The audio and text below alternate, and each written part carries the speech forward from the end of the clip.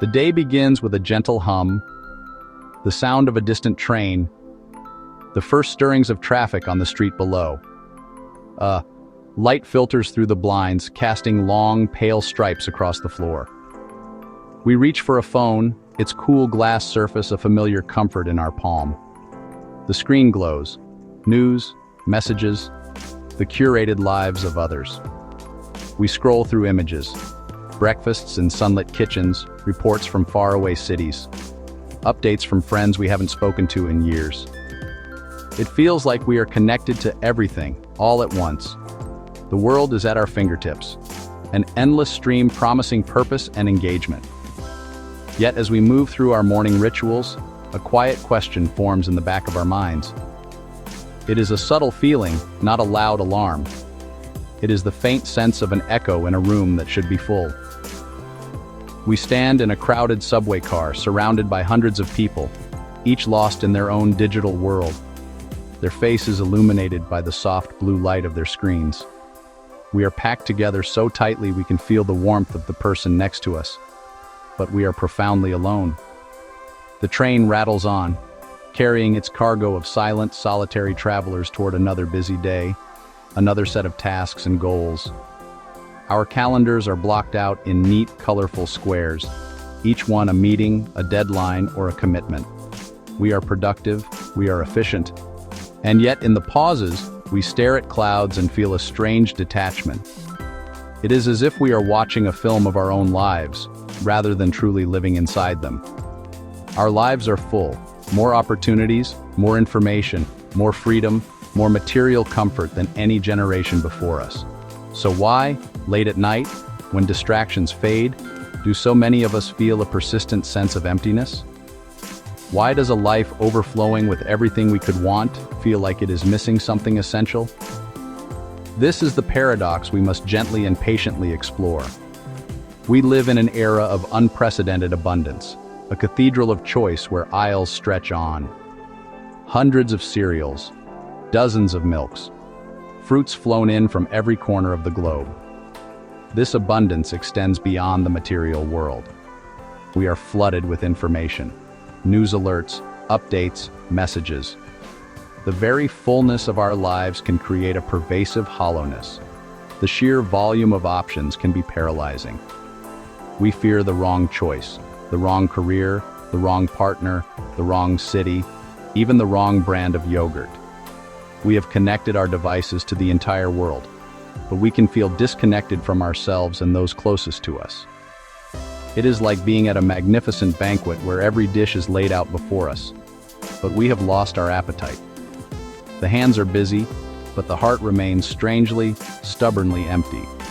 We may live in dense cities surrounded by millions, yet experience profound isolation. We are alone in the crowd, hundreds of people packed into a train, sealed in private bubbles. No eye contact, no conversation. We have become a society of individuals living side by side, but not always together. This is the core of the modern paradox. Our lives are full of things, but they can feel empty of meaning. To understand our present predicament, it helps to look backward, without idealized nostalgia, but with curiosity about how meaning was constructed. For most of human history, what is my purpose was not a private anxiety.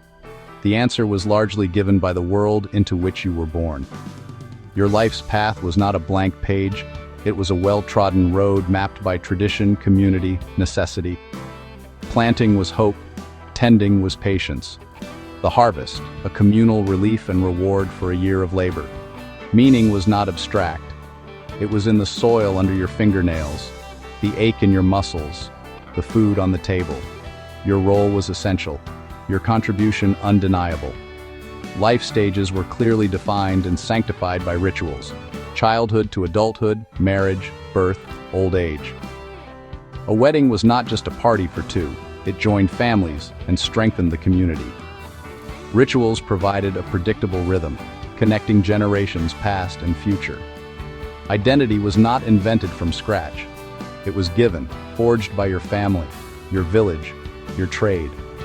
Restrictive in many ways, yes, but it provided security and belonging. You knew who you were because everyone around you knew who you were.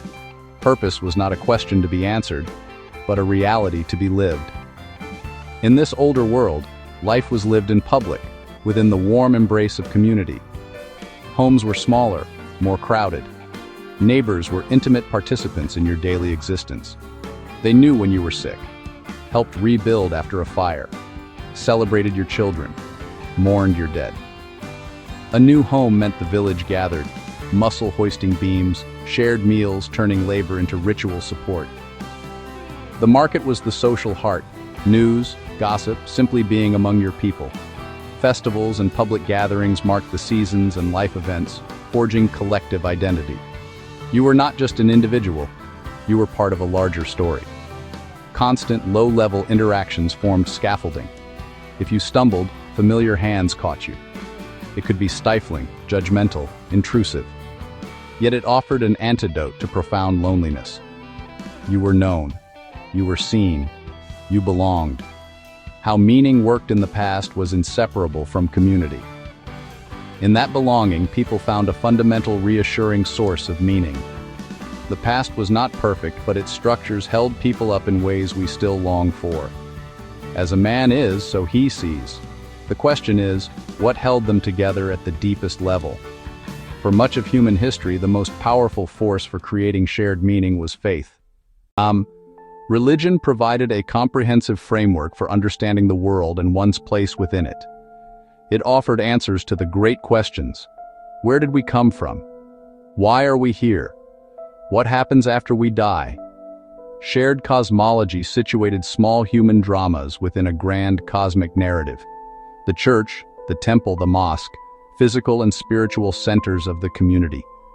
Weekly rhythms brought people together, reminding them of shared beliefs and obligations. The rituals, the singing of hymns, the chanting of prayers, the sharing of communion, were powerful sensory experiences forging deep bonds. Singing alongside neighbors was a collective affirmation, your voice joining something larger. Faith provided a moral compass, how to live, how to treat others, how to navigate human complexity. It offered order and justice in a world often chaotic and cruel. Belief that wrongs would be righted brought solace. Struggles were not meaningless. Virtue mattered. Faith shaped the calendar, with fasts and festivals. It governed marriage, family, and social hierarchies. It inspired great art, music, and architecture. To be part of a faith was to join a vast intergenerational community, anchored in something enduring. The modern world has moved away from this model, but the needs it met remain: purpose, moral clarity, connection to something larger. The role of community and faith. As those external structures dissolve, a new landscape emerges: freedom and its weight. We still crave what those structures provided. How do we carry that forward without returning to their limits? The question moves from what did they give to what do we build now? The transition to our modern world can be seen as a great unmooring. Tradition, community, faith, slowly, progressively lifted. In their place, freedom. Choose your career, where you live, your beliefs or none, a partner or singleness. Construct your identity from an infinite menu. This freedom is a magnificent achievement, liberating us from past constraints. The promise of modernity, autonomy, and self-creation. The individual is sovereign, captain, and architect. But the unmooring has a cost. The social fabric is thinner, more frayed. We move for work and school, leave friends and family. Neighborhoods become anonymous, workplaces transient, external structures dissolve. The burden of creating meaning falls on us. Find a passion career. Cultivate a brand. Curate a unique identity. Find a soulmate to fulfill all needs. Choosing everything means being responsible for everything. When our lives feel empty, there's no one to blame but ourselves. This is the heavy weight of modern freedom. What if more becomes less? Too many options can overwhelm, leaving us dissatisfied with whatever we choose. Economic instability compounds it. We must be flexible, perpetually reskilling, entrepreneurs of the self. Without a map or compass, freedom can feel like exposure to shifting winds, exhilarating and terrifying. Where does meaning come from today? We've journeyed from crowded streets, back to warm communal fields, and into the cool blue glow of our digital present. Our lives are more full than ever, yet feel strangely empty. More connected than ever, yet more alone. Perhaps meaning emerges in deliberate friendships, service to others, renewed connection to nature, creation of art, pursuit of knowledge. It invites us to look gently at our lives and ask, with curiosity and without judgment, what truly matters, and where will we anchor now?